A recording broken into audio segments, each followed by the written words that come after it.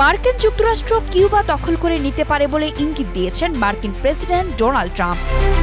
এমন নজিরবিহীন বক্তব্যের সঙ্গে তিনি কিছু যদি কিন্তু তবে জুড়ে দিয়েছেন। তিনি নাকি বন্ধুত্বপূর্ণ শর্তে তার ওই দখলবাজি চালাবেন। ২৭ ফেব্রুয়ারি সাংবাদিকদের মুখোমুখি হয়ে ট্রাম্প ইরান ও কিউবার মতো দেশগুলোর সঙ্গে যুক্তরাষ্ট্রের উত্তেজনাকর সম্পর্কের বিষয়ে প্রশ্নে এমন উত্তর দেন।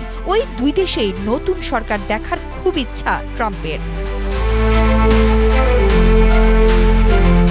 সাংবাদিকদের মার্কিন প্রেসিডেন্ট বলেন, কিউবা সরকার ট্রাম্প প্রশাসনের সঙ্গে কথা বলছে, তারা অনেক বড় বিপদে আছে জানিয়ে ট্রাম্প বলেন, তাদের কাছে কোনো টাকা নেই, এই মুহূর্তে তাদের কিছুই নেই, কিন্তু তারা মার্কিন সরকারের সঙ্গে আলোচনা করছে।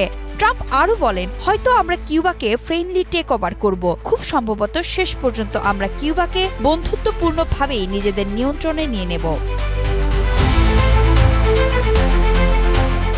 গত ২ মাস ধরে ট্রাম্প অর্থনৈতিক ও কূটনৈতিক চাপ প্রয়োগের মাধ্যমে কমিউনিস্ট শাসিত ক্যারিবীয় দ্বীপ রাষ্ট্রটিতে শাসন পরিবর্তনের জন্য চেষ্টা চালিয়ে যাচ্ছেন। ২৭ ফেব্রুয়ারির বক্তব্যেও তিনি কিউবাকে একটি ব্যর্থ রাষ্ট্র হিসেবে অভিহিত করেন, যা নাকি পতনের দ্বার প্রান্তে রয়েছে। কিউবা ইস্যুতে অত্যন্ত কঠোর অবস্থানের জন্য পরিচিত কিউবান বংশোদ্ভূত মার্কিন পররাষ্ট্রমন্ত্রী মার্কো রুবিও। ট্রাম্প আরও জানান, রুবিও কিউবান সরকার পতন ঘটানোর নেতৃত্ব দিচ্ছেন। তিনি এটি নিয়ে খুবই উচ্চ পর্যায়ে কাজ করছেন। কিউবার কোনো অর্থ নেই, তেল নেই, খাদ্য নেই, দেশটি এখন গভীর সংকটে।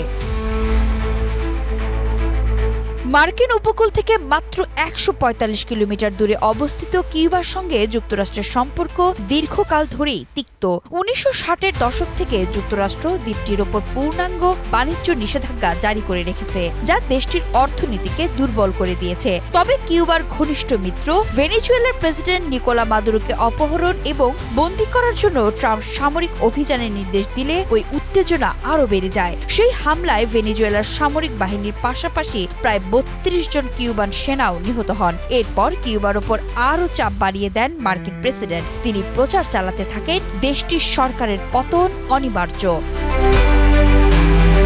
গেল ১১ জানুয়ারি ট্রাম্প ঘোষণা দেন, ভেনেজুয়েলা থেকে আর কোনো তেল বা অর্থ কিউবায় যাবে না। এরপর ২৯ জানুয়ারি তিনি এক নির্বাহী আদেশ জারি করেন। সেখানে কিউবাকে প্রত্যক্ষ বা পরোক্ষভাবে তেল সরবরাহকারী যে কোনো দেশের উপর শুল্ক আরোপের হুমকি দেয়া হয়। কিউবার বিদ্যুৎ ব্যবস্থা মূলত জীবাশ্ম জ্বালানির উপর নির্ভরশীল।